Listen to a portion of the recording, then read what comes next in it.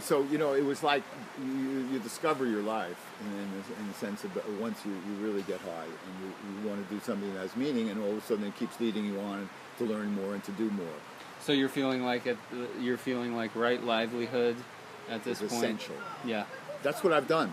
I had right livelihood. We never, for a lot of years, we lived so close in poverty. We had no money. We had no land. But we had the interest and drive. So if we couldn't have land to work, we'd go collect wild species and identify them. If we were interested, I mean, only in the last few years have I gotten interested in Native American Pacific Northwest food plants. So here it is. We've been living here 35 years, and I realized, wow. It happened to me in another way when I got into soybeans in 2002 or 3. I realized I've been growing soybeans, so now we have 10 varieties of edamame and 15 other varieties of soybeans because it's an important crop. We like to make tofu. We like to eat tempeh. If we want to have this stuff, why aren't we growing this stuff, right? And we don't want the GMOs. We don't want Roundup-ready crops. We don't need that kind of stuff to do what we need to do. In fact, that's a distraction. Making poison-resistant crops is only making poison tolerant crops. So all of a sudden you got 60 million acres of crops that are now resistant to Roundup, right? All these crops are resistant to Roundup, and there's 60 million acres of them. We don't have to run our agriculture this way. We don't have to poison ourselves, right? But to make an alternative means you got to commit yourself to figuring out stuff that you don't know. At a grassroots level. At a practical level. Have a seed company. Learn how to grow the stuff. Pass it on. Find great heirlooms. We started with heirlooms. And because that was what was available. And after a while you begin to realize, wow, I got this onion it was a purple onion from Glisor, Switzerland.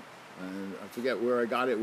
Somebody came over from Switzerland and brought it to Eugene 2 generations later, gave it to me. It was 1853. I got the seeds of an onion that had been known to be in Switzerland in 1853. And then I had an heirloom from England that was the biggest onion. It was called a Kelsey or Ailsa Craig. And so I crossed Ailsa Craig and this purple onion and have come up with what we call the Kelsey Schneider Grex, which is the most tasty, beautiful, brilliant onion, delicious to eat raw and delicious to... And all of a sudden I realized, wow, this is crossing 2 heirlooms, and you come up with a superb onion there haven't been good onions in the market for a long time.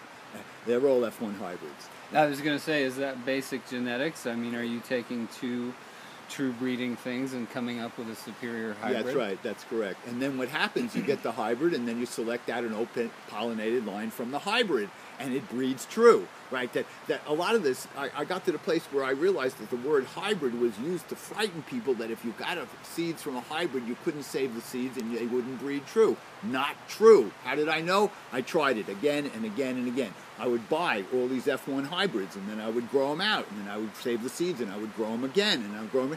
And all of a sudden you realize a lot of the ones they were calling hybrids weren't F1 hybrids. They were hybrid 10 years ago, and now they've just been growing them as OPs and selling them as hybrids, and people are afraid to save the seeds. So I see the amount of ignorance of genetics, and nobody's willing to spend the years it takes to be able to grow something for year after year after year to check out whether it'll breed true or to make it breed true, right? Because you select it well. Right. Yeah, good selection. And you have to be good. Evolution is selection. Adaptation, that goes on in evolution. We do it all the time. And so as you're progressing through this, we left off kind of at like 1987. Oh, 1987, right. You're progressing through this. Who's supporting you? Who are you mailing these seeds to? And eventually you get to Seeds of Change, but in the meantime you're talking about P.O. boxes and sending out seed lists. And it is interesting. The first year when we were in Jacksonville and we had built a seed rack out of a piece of manzanita wood with a bunch of spokes and made little plastic packs and made labels and put them on a thing. That was the first. Then we moved. Alan Vinette's father got him a farm in Williams, and so for 5 or 6, 7 years we were there growing seeds. So we were living on that farm that was Alan Vinette's farm, Linda and I, and we gardened and grew seeds and built up a seed collection and experienced knowledge. And we had about 10. We had a seed rack in Ashland. We had a seed rack in Cave Junction. We had a seed rack in Grants Pass. So we built our own seed racks and we packed them up and we put them out and we sold it. You know, like I remember one of the places, Kirby maybe it was Cave Junction. We had it in a store that was hardware store. We had a seed rack, and we would put in probably 1,000 packs, and we sold 25 packs.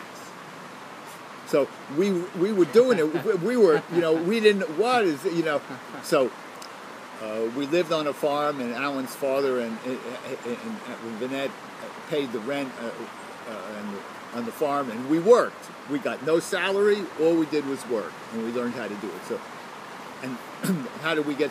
When that fell apart, we went to Judy Weiner, a friend of ours who had founded Rogue Valley Tilth, and so that was part of the organic Oregon Tilth movement. And so she asked me to give a lecture on amino acids and nutrition. And when the thing at Vinette's fell apart, she said, "Well, you need a place. Come, I have a house. You can stay on the second floor." And we had 2 babies, and so we did that. We lived at Judy's for a couple of months. Then we moved up to Condi's. He said, "Yeah, you can sleep in the warehouse," and we slept in the warehouse, and we gardened there.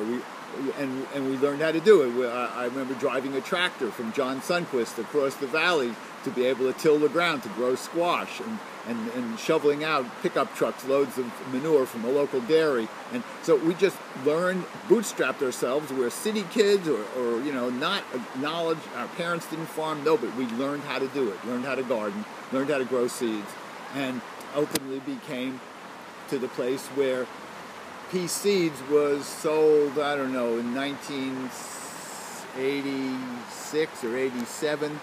We must have sold, I don't know, 5 or 10,000 packs of seeds. I made $20,000 selling seeds that year, or something, $25,000. And I wrote that article for Acres about the hippie movement and organic seeds and peace. That if we want to have a nonviolent food system, we could have peace on the world. If you think you can have peace on the world and slaughter all these creatures all the time and destroy the natural world, it's a lie. You can't have peace on the world if you're not going to change your food system. So it said, you better work on the food system. So I spent the last 30 years seeing different aspects of working on it. And because the violence is, when you eat an animal and you slaughter it, it has all the hormones of fear and all the stuff, and you eat the fear. You eat you don't need that to feed yourself. We need a better food system. How come we have avocados? Incredible. But how come we have nothing growing in the Arctic, nothing growing in the temperate zone, nothing? We don't grow radishes in the ocean. We don't use genetic engineering to do incredibly good things in terms of nutrition and biodiversity. We grow huge monocultures of soybeans and corn, and we turn them into, we poison our lives. We poison our society. We're destroying the world. The food system is destroying the world. That's what's going on. And that now we see there wants to be control of the food system in terms of who owns which ones. The control even gets worse. So we continue the journey.